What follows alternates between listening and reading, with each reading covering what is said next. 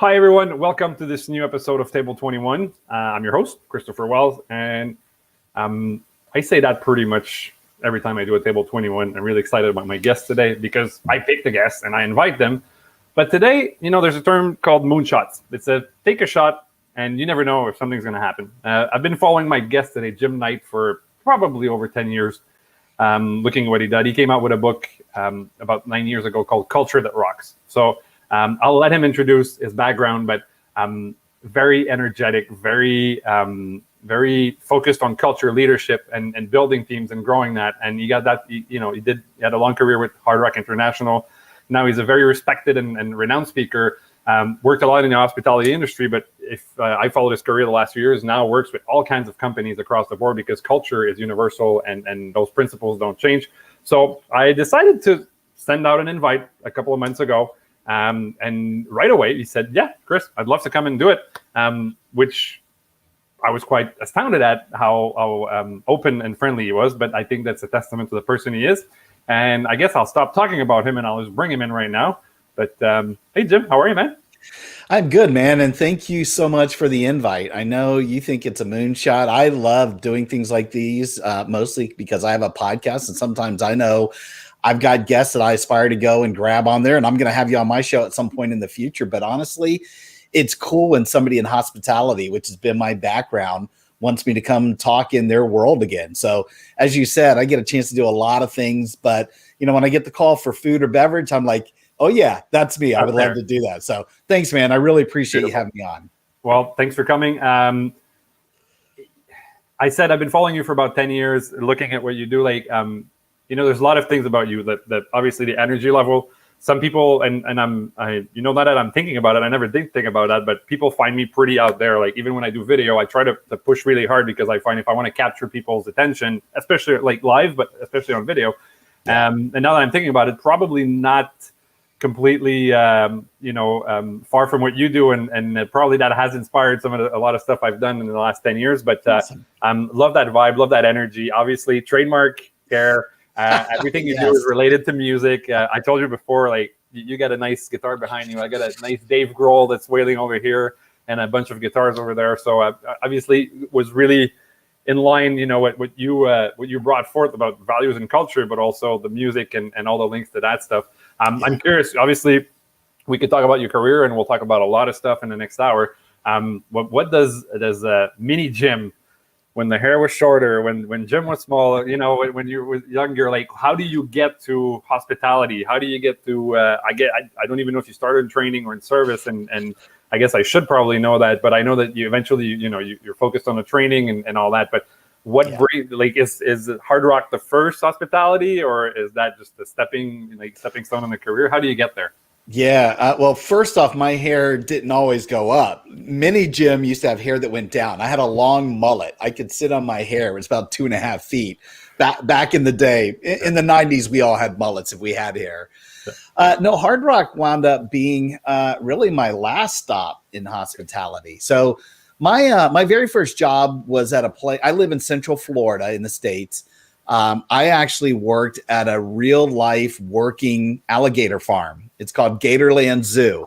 So when people think of Orlando, I know they think of Walt Disney World and Universal, but we have something like 25 different theme park sort of venues around here.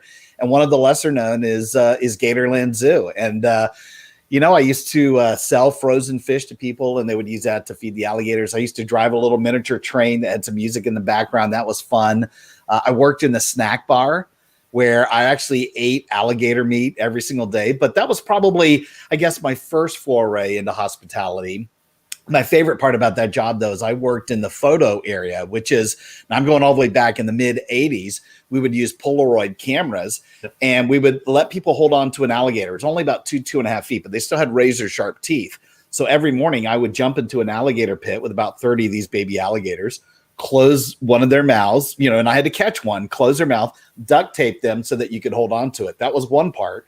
But then I had to jump into a snake pit where all the boa constrictors were. They're the big ones. They don't have any venom, but they still have sharp teeth. But we would put those around people's neck, and they're huge. They're massive snakes. So it was like $5, $5 US, and we would just take that picture. And I just I loved that job. It was great. And I did that for about 3 years. So I really considered that my first jump into hospitality. But I worked at a little restaurant called Rack's Restaurants, and worked on the salad bar there. I worked at Olive Garden. It's an Italian themed thing here in the States. I did that for about 3 years.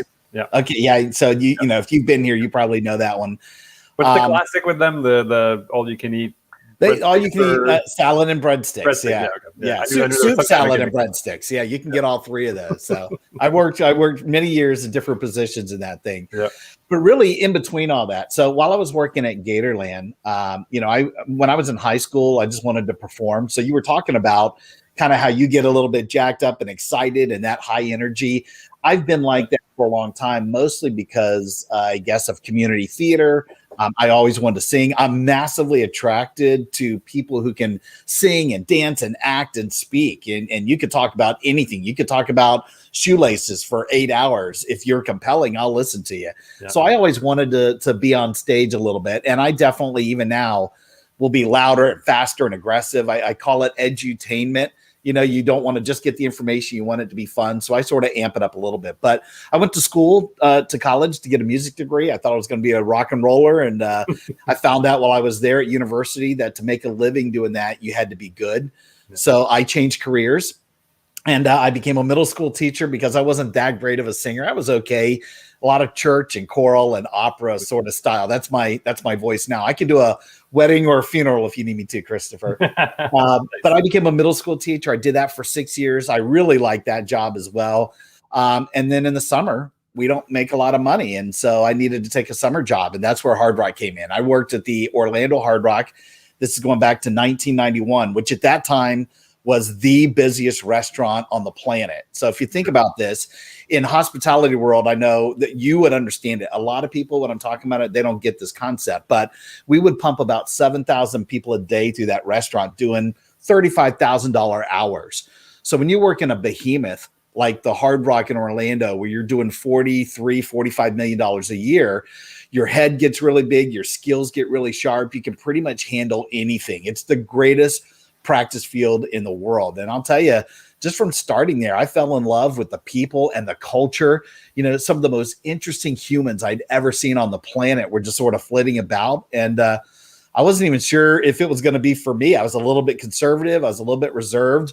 And I guarantee you, I am not the same person today that I was back then. So it allowed me to come out of my shell. But I stayed, brother, for 21 years. And 18 of those, I was in training and development. 16 of those actually ran global training and development worldwide. And that's all the Hard Rock cafes, hotels, casinos, and live music venues. So, you know, it's a little bit of a long and winding road. I know that's a long answer to your question, but honestly, I am now still, I think, pulling all three of those levers: music, education, and hospitality. I use all three of those in the work that I do now. So, you know, if anybody's listening out there, maybe they're in a job and they're not seeing what the future looks like, or they've got hopes and dreams, and maybe the job right now, that gig is a stepping stone. I'm telling you, you'll be able to use those skills. It'll come back to play, and you'll be able to get to wherever it is. Even if you want to work for yourself one day, it is possible. So I've had a great career trajectory, but this is probably the last stop for me. I'm doing exactly what I'm going to do the rest of my life.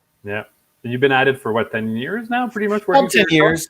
Actually, that, right? Yeah, I left Hard Rock in 2012. So I've been gone from them for 9 years, but I was actually speaking on the side for about 10 years before I left. Yeah. I just never took the money. I gave all the money to Hard Rock. They loved that because I was a revenue generating, department, which, by the way, training and development people, we spend money. We never make money. So my boss liked that, but it fed the beast in me. I didn't care about the money. I just wanted to have a lot of impact and influence. And actually, that's why I left, Chris. I just said, after 21 years, all of my people were promotable. The business was doing great. I was making the biggest bonus checks I'd ever been given, but hospitality really wasn't enough for me. I wanted to go vertical and get out into other industries, which is where the speaking and the writing and the podcast comes into play. So, I sort of outgrew what I wanted to do at that brand, but my heart's still there. Once a rocker, always a rocker.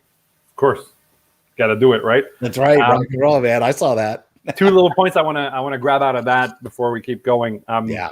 Just for people watching, we have a lot of hospitality people watching this or hearing this, because now I turned into an audio podcast everywhere as well. But when you mention doing 7,000 people, $35,000 hours, I just want to be clear for people that are not from the industry, this is not standard. So don't go making a business plan to open up a restaurant. Jim said it, busiest restaurant on the planet at that point.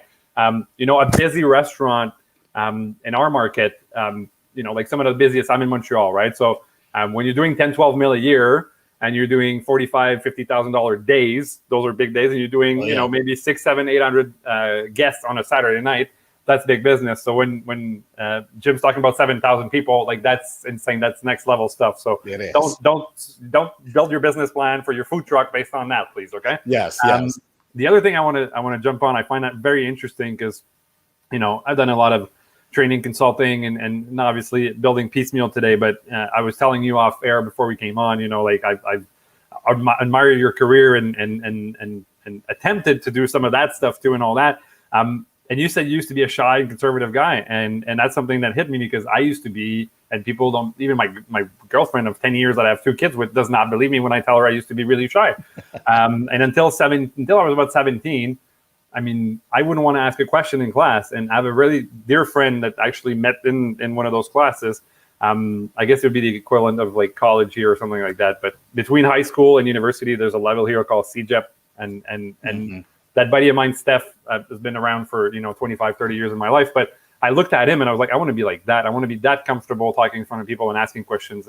And basically sought him and got close to him and learned from him and basically came into my own. But I was very much like that too. So I know a lot of people, sometimes they feel like, oh, I couldn't do what you do, or I couldn't, do a podcast or do a video. And I tell a lot of people, use video, man, on social. People love that. And they buy the people before they buy the product and the company. Right. So it's funny that you feel like you came out, of your shell, and I did too, because a lot of people sometimes don't see themselves being able to do that.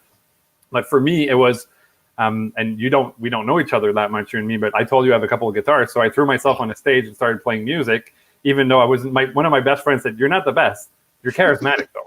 So I understood that I was musically there, but like people want to like listening to you. And then I did some pro wrestling for years as too, which a lot of people don't know. Really? First time I mentioned that on a podcast, but I did a lot of stuff where I had to put myself, maybe to the extreme to be able to get comfortable and do that. So just for people out there, it's not because you don't feel like you're like that now that you can't get there and that you can't do that. So, but you got to take action and you got to try things, right? You do. And I, just to be clear, I'm not sure I was ever shy. Even my high school buddies we'd have fun. I always wanted to perform, but certainly more reserved, a little bit more conservative. And by the way, speaking is the number one fear of all humans in the world. I mean, more than heights and bugs and snakes and death. Like people are scared to death of being in front of other people. So you sort of go, I'm in the same boat as everybody else. And although you maybe took a high school speech class, maybe you took in college a speech class as well, you never really get better at being in front of other people unless you actually do it. So there are some good classes out there. I would just say, if that was a goal of yours, if you wanted to just be better, even at introducing yourself in front of other people, I know it freaks people out, but you can get better. I would just invite yourself to the party, whether you want to stand up at a Lions Club, a Kiwanis Club, something downtown with the Chamber of Commerce, say something when you're in your church class, get some friends where you guys might be talking in a group and volunteer. It's a fear factor, but once you start to get better at it, you could, if that's what you wanted, to make it a career or just make yourself better. So listen, people that are freaked out about it, I get it. It's just, we're all in the same boat. And I crave it. Like, I need as many people in front of me as possible now. I can't imagine not having an audience to talk to, but that's just because I've built myself into it. It's a skill set. Probably not been easy the last year for you, right? Not having to do it at a distance like that. You probably missed that. I think my biggest audience, for a keynote, was probably 500 people, and for some kind of a show, maybe 1,500. But I'm guessing you've talked to thousands. Like, what's the biggest gig you've done speaking? Yeah, I did one for a little bit over 9,000 in Las Vegas. And there were 3 keynote speakers. Jay Leno, a lot of people will probably know. And then in our industry, Jada De Laurentiis, who's on the Food Network, and me. And so I was sandwiched in between them. I was in the day 2 slot, and nobody, of course, knew who I was. But even the event planners asked me to stay the next day, and I actually got to interview Jada on the stage while she was doing a cooking demonstration, and that was in front of 9,500 people. But I've also done some stuff before for 4 people. I actually remember that I did something for the National Funeral Directors Association. So funeral directors are actually one of my biggest clients. And so when I do stuff in industries that you wouldn't even think about, you look at the hair and the hard rock background, and people are like, what is this guy going to talk about when it comes to banking or insurance or whatever? Funeral directors, right? So I did something for that particular group. It was a huge association. I bet you there were probably 2,000 people in the audience. Some guy came up to me afterwards when I was signing books, and he said, can you come do exactly what you just did, but for my company?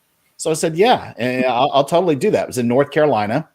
I go up there, and he's got a really small funeral home, and he was so excited to show me around, and they had a couple bodies in there and how they were embalming everything, and what his sort of area was that people would have conversations and, the whole thing. And then he said, let's go do the talk. And he takes me into the employee break room, and there's literally a card table in there with his 3 employees and him. So it's 4 people. And he wanted the same video and the same song and dance. I'm just standing there at the end of the table doing my thing. But it doesn't matter to me. I mean, I would love the bigger audience because it's bigger influence, but brother, I love it so much. I'm going to bring the thunder. I don't care how many people are in front of me. For sure. Right. Whether it's like you said, 4 people or 4,000 or 9,000, someday I will keynote 10,000 people. I guarantee you that. I wasn't good enough musically to do it and play in front of 10,000, but I'll get it, using my mouth. But hey, 1,500 is nothing to sneeze at. That's great. No, that's pretty cool. Fantastic. Yeah. It's funny too. I went to give a training out east a couple of years ago. Local business association says, "Oh, you gave that." I'd given it in a different part of New Brunswick, and they said, "We want you to come and give it." So basically, an 8-hour day on restaurant management and maximize your profit. So I go in there, and they fly you in. There's 20 people coming. It's a decent gig to go and do that, and I'm excited because there's a bunch of different restaurants, and I love that. Like you, it's getting. I know I'm going to get questions, and in 8 hours you get a lot of interaction in a workshop like that. And I show up there, and it's this old hotel, and it's like the ugliest room you've ever seen, and I'm like, oh man, I'm gonna you feel good, like you got it's a nice gig, you're going to do something good, and then you show up there, and that room, I can only imagine poor somebody's doing a wedding there and being disappointed with the old paint and the old drapes on the wall. But it was in the end, once everybody got in the zone, I completely after 10 minutes I forgot where we were. It could have been the perfect boardroom, but it's funny sometimes when you walk in, you're like, oh, this is it. Or I've had a couple of employee rooms like that. We're like, okay, this might be interesting. I've had them. Back in 2016 was really my record. I think I was doing a little bit over 95 engagements, which was a crazy time. I've had a couple of those as well. And you were making a great point too. This last year, almost every event shut down. It either went away. A third of them probably just died and went away. A third of them converted to a year later. So my upcoming September and October is super busy, but about a third of them went virtual. And I hadn't done a lot. There was a couple that maybe you were doing it. We all discovered what Zoom calls were and StreamYard and things like that. So for me, I've done probably way more virtual in the last year than I have in person, but they're coming back. I've got an awesome speaker agent, and she keeps me busy. That's amazing. I saw that recently that you joined. I think you joined the new, or I think you were maybe doing it yourself, and you joined this new agency. So that's. I was doing it myself the first year, and then the last 7, I've been with a speaker bureau. I was exclusive with Kepler Speakers. They're fantastic. They're out of Washington, D.C. But because there wasn't a lot happening, and I had an opportunity, I'd been sort of courting this awesome speaker agent. She's really kind of the number one in the U.S. Her name's Michelle Joyce, and a very small boutique group. She's only got 10 people in her stable, and I've always wanted to work with her. So it was a marriage made in heaven for me sliding into that 10th spot. So we're going to ride off into the sunset together, I think. That's amazing. Obviously I discovered you because of some of the content. Now we're talking about, our experiences in our life, but I want people to watch us to get a feel for what I got, from Jim Knight. 9 years ago, you came out with a book called Culture That Rocks, where you wrapped up, I think, a lot of stuff, and you can correct me, but I figured you'd have it pretty close by. Yes. And it talks about culture, leadership, I guess, how to engage your employees, your team, and where you're going. Now you're coming out with Leadership That Rocks, that I also saw, it's probably close to you, that I also saw you bring out of the box recently. Yes. So Leadership That Rocks, and I absolutely love the tag. It says, "What, take your brand to 11," or the I guess the old Spinal Tap reference there. But yes, the new book is basically kind of a revised version, I think, from what I understand, and you can explain to us. You're gonna have 2 books come out of some of the original content from Culture That Rocks, but building a culture, engagement, employees, and all that. And I guess I'll just shut up and let you talk about it. But the original idea to where we're going now, to what you're seeing, and I guess having worked in different verticals, like you said, the last 10 years, you've seen it in different industries, and now you're like, okay, it's time for a revised version. And I want to mention Leadership That Rocks. I should have a copy in my hand, but it's coming out. The only reason I don't, it's coming out May 18th. That's right. You can pre-order it on Amazon already. So I invite you to go and do that. But tell us, like, Culture That Rocks takes us to Leadership That Rocks, and some of the ideas behind that. Yeah, that's pretty good, man. Look at you. You're already like a publicist. You captured a lot of it in there. I don't think I need to say anything. It's well, first off, this first book, it's a hardcover. It's been out, like you said, for 9 years. It's color on the inside. It's kind of a pain in the butt, honestly, to travel with. And it's also been a little bit older. And so luckily, because I've been speaking now for 9 years, these awesome cultures and brands that I've discovered, some of them did not exist back then, or I have just fallen madly in love with them. And if I've got a business crush on a brand, I don't really have a blog. I don't really have a lot of places. I have a podcast now, but I don't have anywhere to really talk about them and shine a spotlight like I did on some of the other brands. So the fact that it was kind of thick and color and hardcover and expensive, I had a couple friends of mine who said, I think there's like 2 or 3 books in here. Like, it's dense. There's so much meatiness in there. Very proud of the book. I self-published it all. So the entire book I did on my own, which is in itself a huge feat, but you don't really have massive distribution. So it's either at speaking engagements. That's probably where I made the majority of my money, is speaking gigs. And I sell one every other day on Amazon. It still does something, but I really feel like you're saying, if I have a lot of content in this thing, and it's been 9 years, I didn't want that to just be my only book. And I honestly thought, Christopher, I only had 1 book in me. But what I decided is I'm deconstructing that book into 3 books, actually. So this first one, if you look in the corner, you'll kind of see it. Well, let me get it there. Where it'll have the number 1. It says Culture That Rocks. Yep. Take your brand's culture to 11 and amp up results. So the next one that'll come out next year will be Service That Rocks, and that'll have the number 2 up there. And then the third one will be Engagement That Rocks. Those are really the main key pillars of what I have in this book. If you want to absolutely rock out and have a fantastic culture, whether you're starting it or maintaining it, or in many cases, completely and totally revolutionizing it, it's really about leadership. It's the service mentality, regardless of what the product is. And then ultimately, it's about human behavior. It's about the engagement. And so this one will, these books probably have a lot less hard rock content in it, because there's a lot of hard rock currents and eddies in my first one. That's what I was focusing on more than anything else. It had a little bit of autobiographical stuff about me. I've taken a lot of that stuff out. I'm now at the point where I just want to share awesome stories with people so that they can go through it and say, boy, did I get a lot out of it. And it just made sense for me to start with leadership, since it really starts at the top, but it also gave me a chance to really solidify culture. So I still talk about culture. That's the lane I'm going to play in. And so there's a million books out there on leadership. I think I just decided I'm still probably focused on culture. That's what I love more than anything else. I work for one of the greatest cultures in the history of culture. Why would I not want to talk about it? And so I think a lot of people would love to be in that top 10 iconic state. So it's about, how can I lead to either create, maintain, or change, if I need to, the company culture. That's the main one. And then Service and Engagement will come out 2 years later. That's amazing. I want to take it from, let's take step 1. Yeah. For a lot of people that watch this, culture is a given. They understand what it is. We also, because a lot of people do, but a lot don't, right? So with Piecemeal, we're already working with close to 1,000 restaurants. So we in that, some people understand what it is, some people don't. Take it to the basic stuff for us. Like, what is culture, and kind of how do you? A lot of people focus on rules and how things need to work in the business, but they don't necessarily grasp that everything comes from culture and everything grows from there. So give it to us like the 1.0, the basic. Yeah. So for me, I think culture is quite the buzzword right now. People have been talking about it the last 5 or 6 years. And, if you go back 15, 20, I'm not so sure they were. And I was the culture guy. I would run into the CEO's office and sort of throw down the culture card and go, listen, we should do this because it'll be cool and fun and it's awesome. It's the right thing to do. But they would laugh me out of the room because it wasn't tied to any business results. It wasn't tied to anything strategic.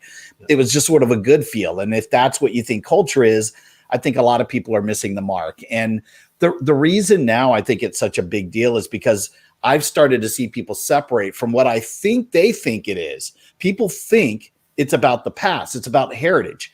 Heritage, one of my favorite words in the world, but that's where people get ensconced. They think, oh, culture's the way it's always been, the way it used to be, the way that I grew up in it, especially if they were internally promoted. They think about the way that the thing got started, regardless of how long the company's been around. And I don't believe that at all. I think it's a part of it. I think that's a great place to start. I think culture is about the people. It's about the humans. And my ultimate definition, you're looking for the one-liner. I think that culture is just a collection of individual humans. That's it. And all of those humans, those people, have some pretty unique behaviors. Some of those behaviors, are awesome, and some of them not so much. So whoever's working in the company at that moment, that is the company culture. And here's the sort of the example that I would put onto people. Because I guarantee you said something earlier, you said forms or infrastructure or tools or processes or whatever. There is something about that. If you started the company and you've got really awesome infrastructure in place, right? But I've got all of these people who don't fit. They don't represent the culture very well. They're not following through on the things that we need them to do. You're not going to have a great culture. And in fact, I can tell you for a fact, let's say I hate everything about the tools and the forms and the handbook and the videos, and I'm going to change the product and I'm going to move the corporate office, 15 yards away, whatever it is. I change all of that stuff, but I keep the same people. I probably have the same culture versus let's say I love all of that. I love the font and the color palette and the scheme and the tagline and you name all the stuff. All of that I keep in a place, but I fire all the people and bring in new people. I've completely changed the culture. And so in my mind, every time somebody leaves the company or joins the company, the thing changed automatically. The culture morphed automatically. Maybe it was a little bit. Let's say if you or I, Chris, let's say we started the company and I don't know, we make it 4 or 5 weeks. And then we do something silly. They take us out or I leave on my own or whatever. I still made a dent in the culture, even if it was small.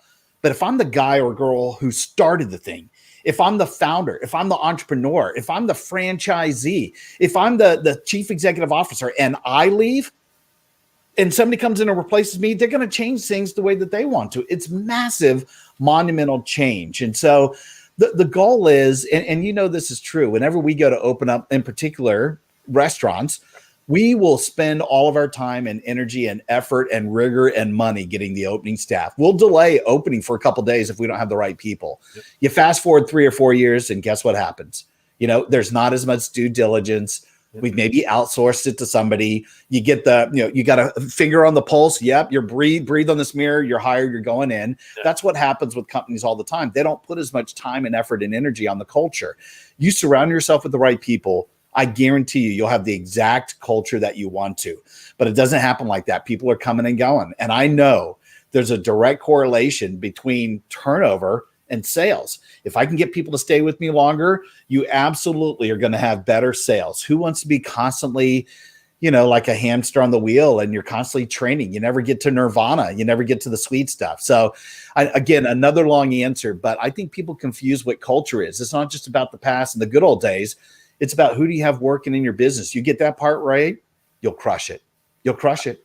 I love it. And just to extend on that, pretty much what you're saying also, and correct me, I don't want to put words in your mouth, but the people that work for you, that's based on the values that you have and the decisions that you make of who you're going to hire, right? And there's a classic thing of, a lot of time people hire based on experience, and I say you should hire based on attitude, right? If that's the person has, and that goes to what the culture you want to bring in. If they have the right attitude, I can teach them how to serve, I can teach them how to cook, how to be a hostess, how to do whatever it is that we do in our business. But the values and the idea that you have for the kind of company of it's like, to me, I totally agree with you. It has nothing to do with heritage. Sometimes the heritage may influence it, but it's not. It's what's happening now today. It goes all the way to the saying, I tell people, if your training book says one thing, but the floor lives another thing, the floor will always win. Right? You can say you do this way, but in 4 weeks, if the floor, your employees on the floor do it in a different way, that's how the new person is going to want, because they want to fit in. They want to do it the other way that people are doing it. They're going to be like, oh no, I was told in orientation I need to do it that way. So, and one little thing I want to add to that is that when you're saying the decisions you make now will affect in 5 years, I totally love that, because sometimes people feel like they're just a few degrees off, right? Yeah.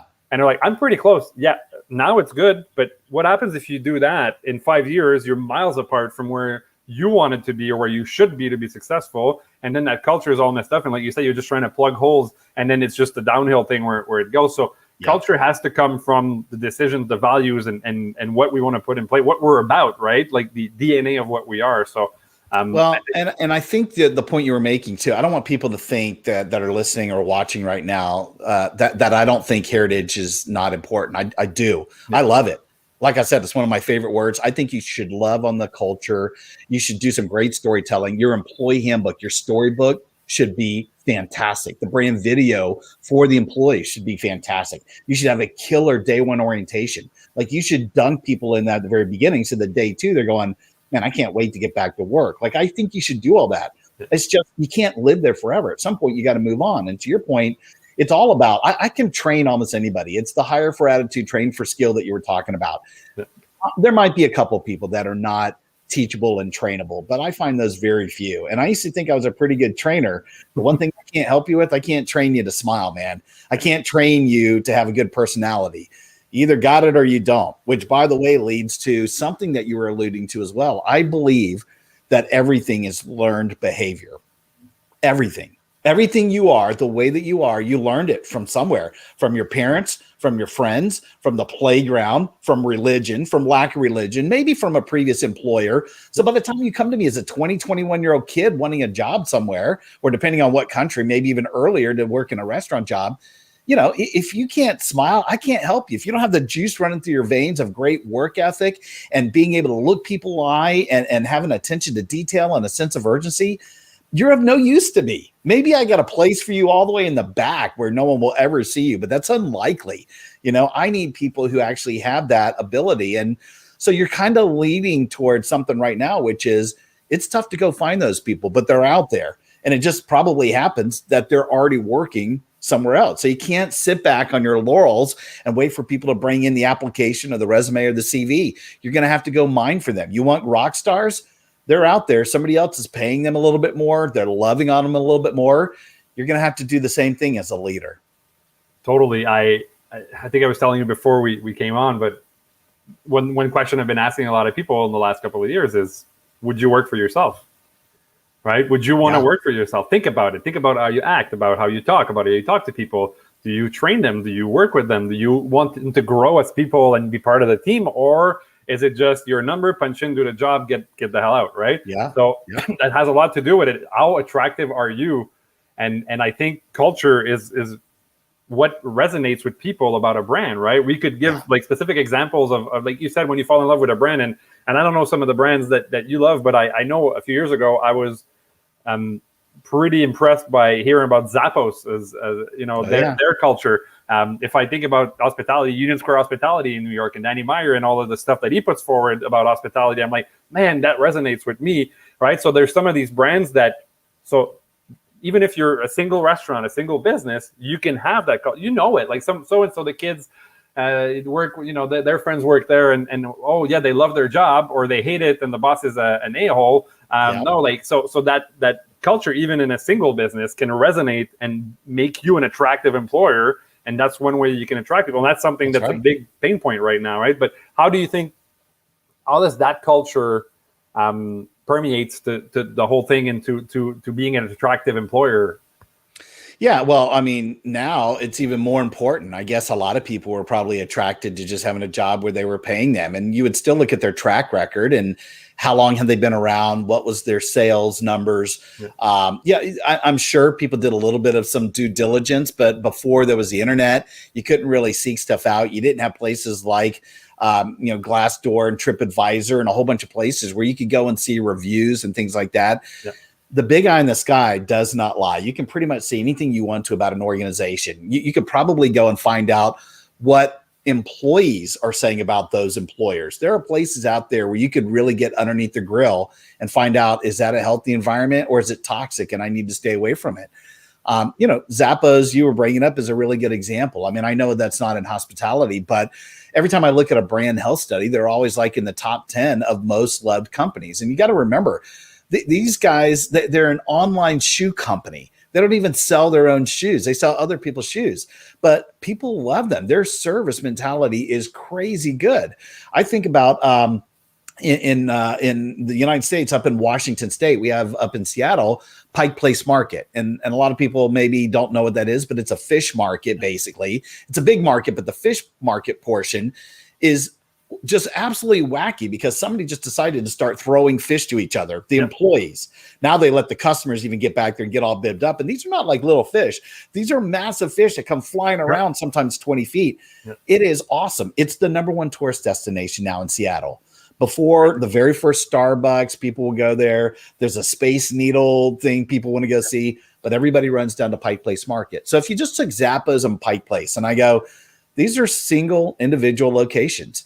If they can do it, if a fishmonger can do it, if an online shoe company can do it, then anybody can do it. But the ones that I love, like Wawa and Sheetz, here in the US, we've got some great convenience stores. Believe it or not, convenience stores that I love to go to. I pass 6 or 7 other brands to get to one of these.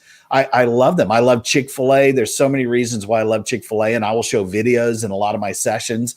And again, they might be controversial to some people, but you cannot argue with everything they do from a cleanliness standpoint, their product, how they're so effective and efficient in their drive-throughs. I've never had a mistake in an order ever. And I'm eating there like 2 times a week. I got a problem. I'm addicted to Chick-fil-A. So, there's so many brands. And again, now that I write other books or I have a podcast, I can talk about these companies that maybe never made it into anything that I've ever done. But me loving on them a little bit more, if that just drives a little bit more sales, it's totally worth it. So again, I know that the end round of what we're talking about here is this is all predicated on human behavior. We have, you guys have ValueJet. We have Southwest Airlines here, low cost, airline provider. I listen to the executives that say, listen, we're surprised that nobody has stolen the way that we onboard and offload people. They're still the #1 when it comes to departures and arrivals. Nobody beats them. They're one of the most efficient and most profitable airlines out there. They're like, I'm surprised they haven't copied our safety announcements. They go down the list and go, yeah, you could do all these, but the one thing you won't get is our people. If you can't steal our people, you're never going to be able to copy our culture. And I think that just speaks volumes for these companies that get it. And I think more executives are getting it, by the way. Like, I think there's a light bulb that's been going off the last couple of years, and people are going, ooh, that might be more important. Let me focus on culture driven versus strategy based. And I think they're going to have better results because of it. Well, there's a lot of people that put out content like you that are talking about this, and there's more and more of this going out. And I think people are looking for that differentiator.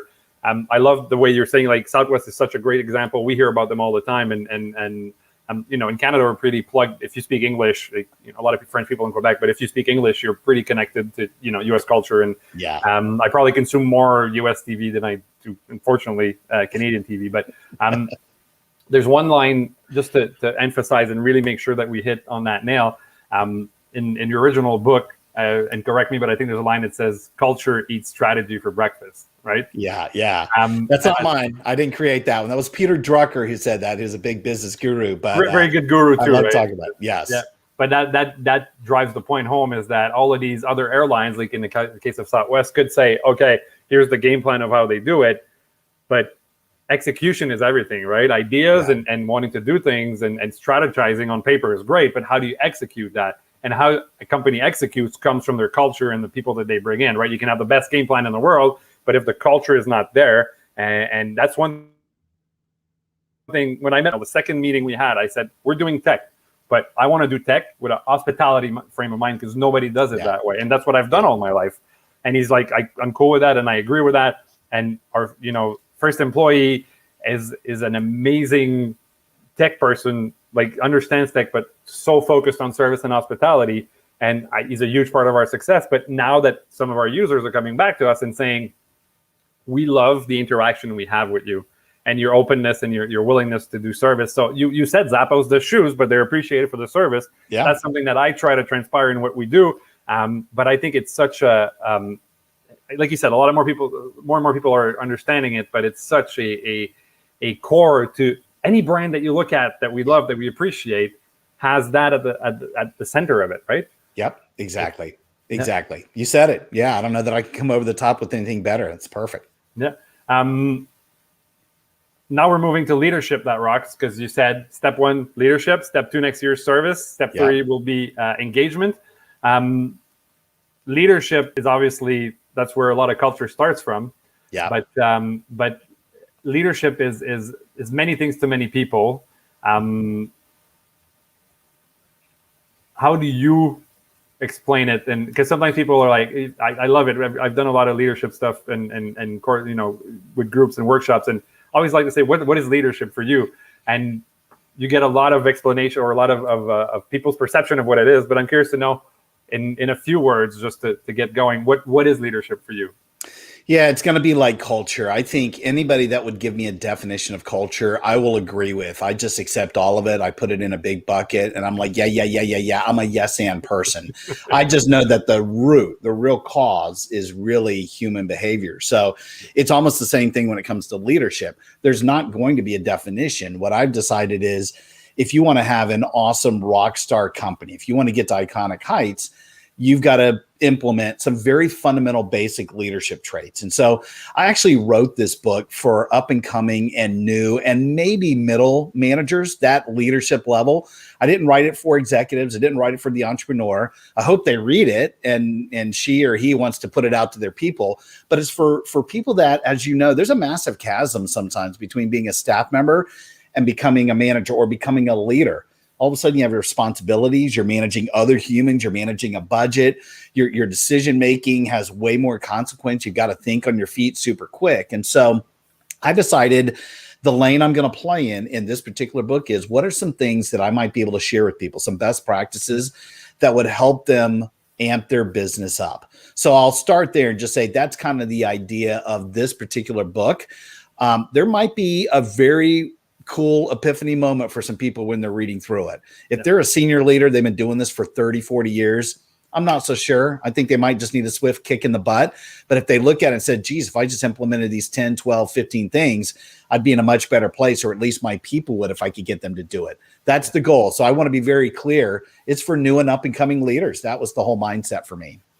That's amazing. And that's one thing, even if, if you're an employee going into management, you recently got into management, I would strongly urge you to pick up the book. But if you're an experienced executive, don't underestimate. You've been there, but you forgot when you were there. So don't underestimate that your people that are going through that transition need help. Yeah. One of the hardest things to do when you go from being, with your colleagues, a server to a server, and you become a manager, or you go into a management role, is your credibility. Yep. A lot of people may question it. You may have the imposter syndrome.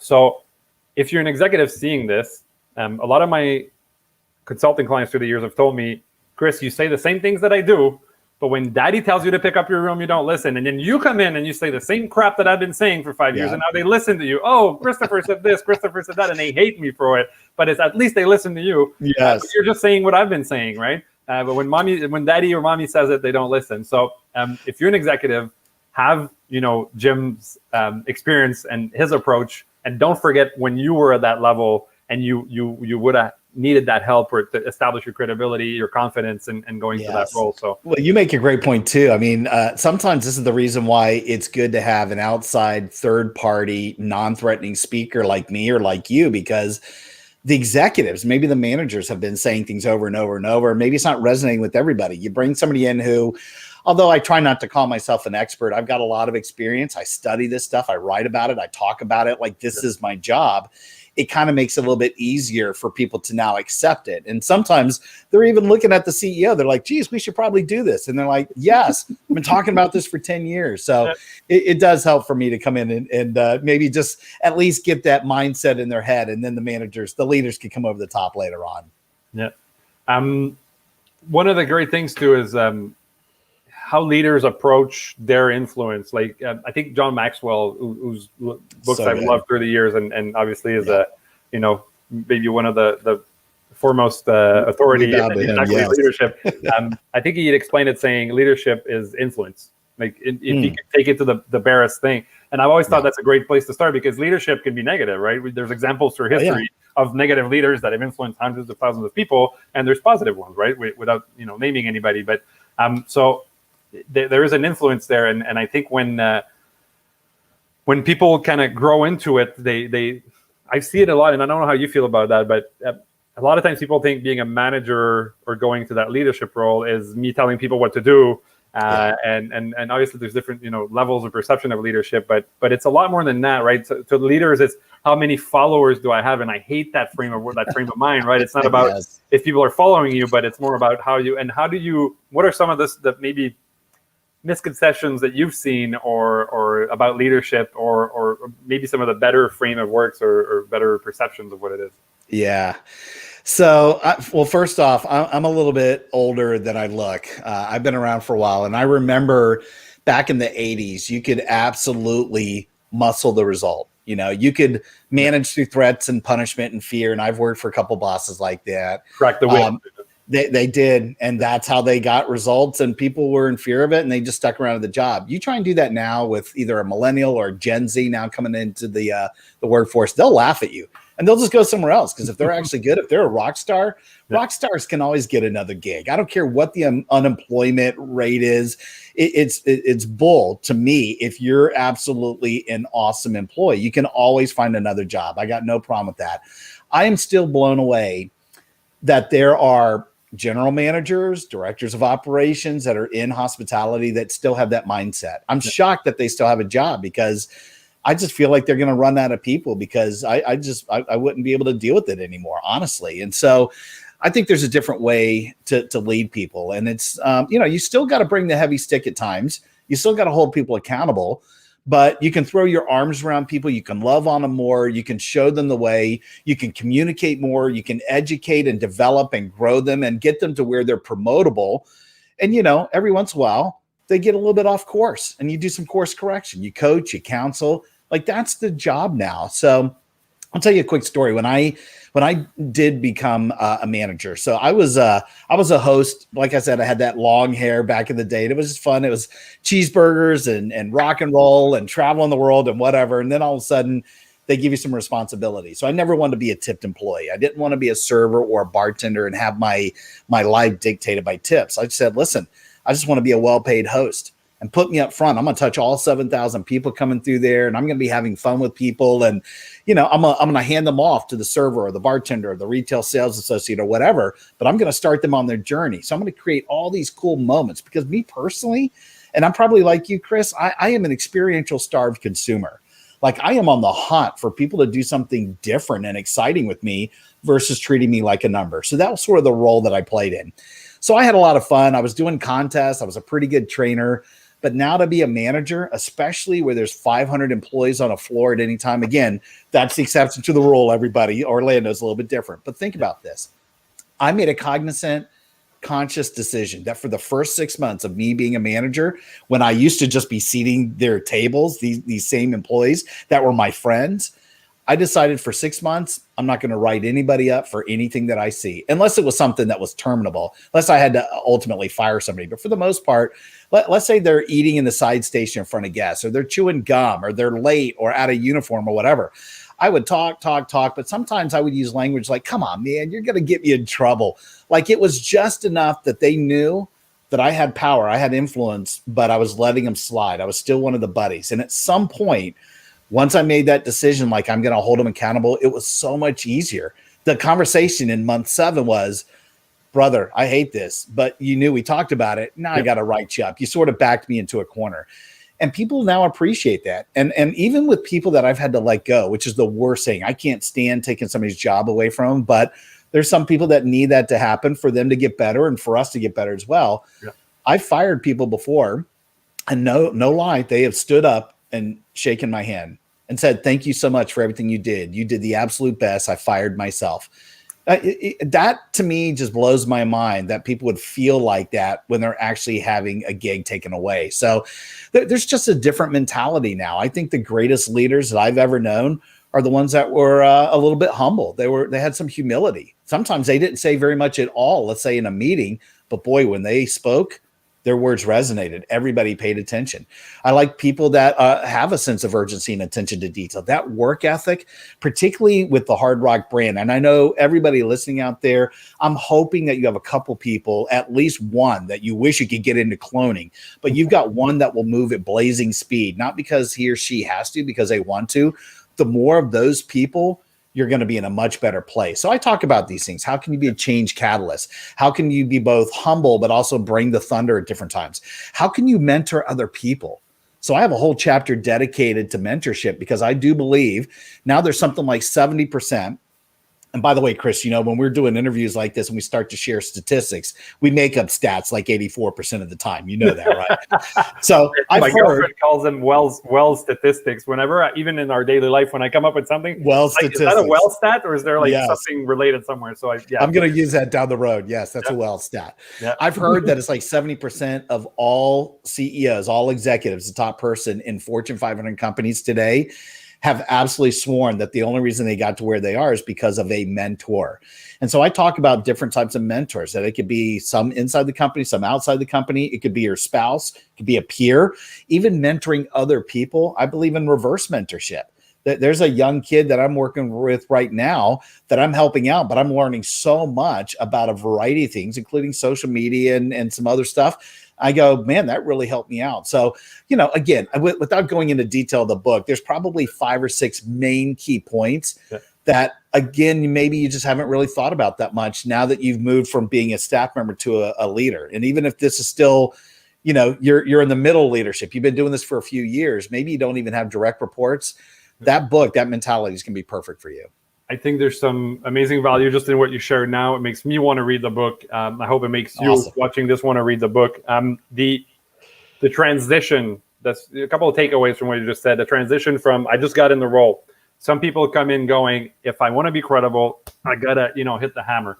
I got into a position, I've done management before, but I walked into a management position with a little burger company. It's got a big yellow M and the clown is I'm not going to name them. And got dropped, like parachuted in a store for McDonald's with over 100 employees and all that, and I shut the hell up for 2 weeks.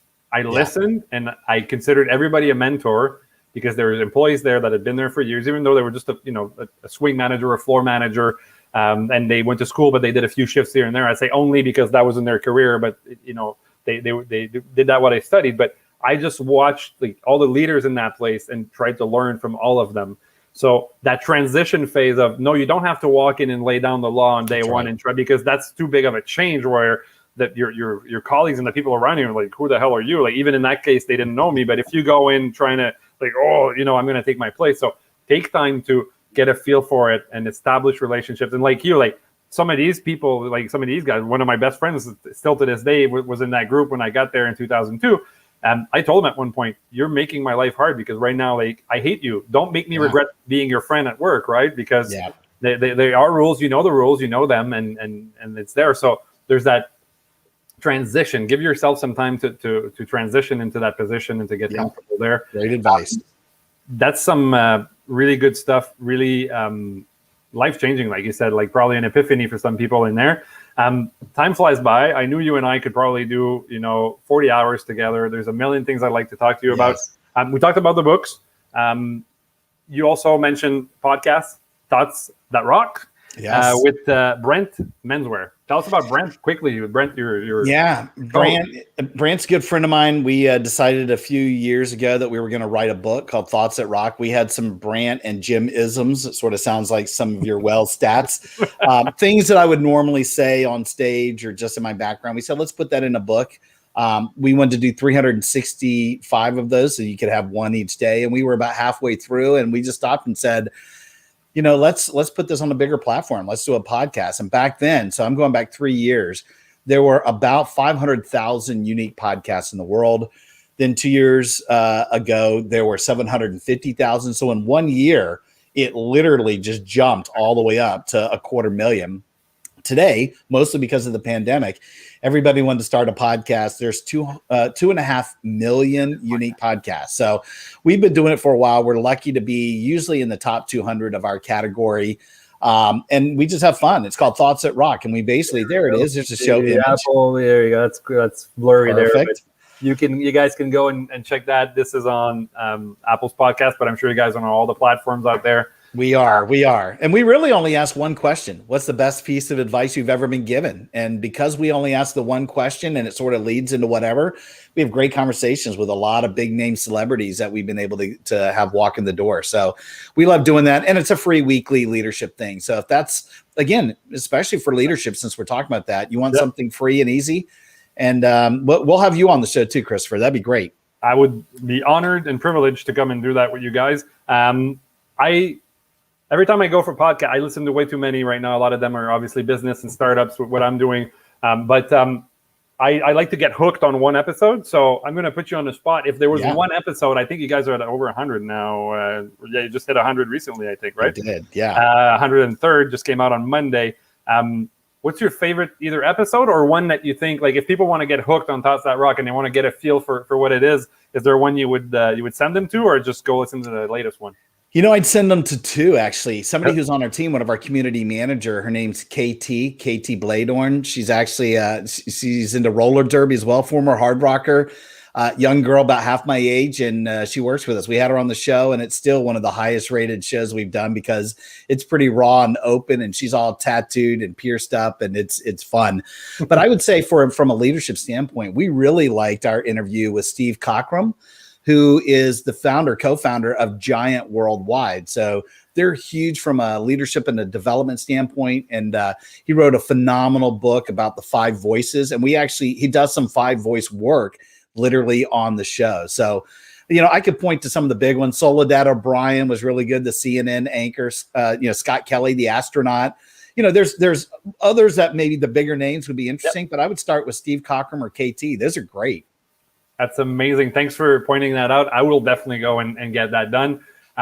Mentioning Leadership That Rocks coming out on May 18th. You can pre-order it now on Amazon. Is Amazon the best place for us to pick it up? Probably. You could go get it Barnes & Noble and Books A Million as well online. I don't know if it's on Indigo in Canada yet, but Amazon's probably the best, and I can track all those analytics, and we'll see how we are. But thank you for saying that. I appreciate it. I wish you a ton of success with the book. I'm not worried. You are the kind of guy that goes and gets the success that you want. I'm sure you can't wait to hit the road. Thank you so much for doing this with us today. An honor and a privilege to have you. Amazing insight and information in there. Love your energy. Love what you're doing. I wish you continued success to everybody watching.